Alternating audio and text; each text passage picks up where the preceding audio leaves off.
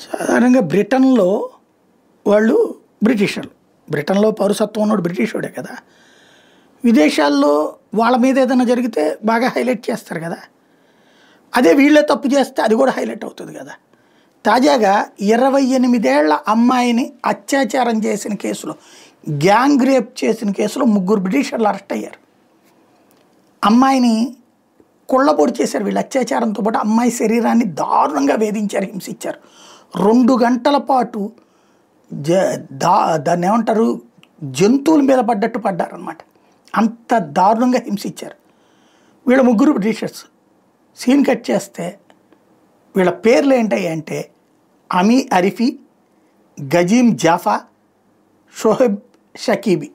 అదేంది వీళ్ళు అంటే బంగ్లాదేశ్లు లేకపోతే అట్లాంటి దేశాల నుండి వలసొచ్చి బ్రిటన్లో బ్రతికేస్తూ బ్రిటన్ పౌరసత్వం తీసుకున్నారు కాబట్టి వీళ్ళు బ్రిటిషర్లు అయ్యారు.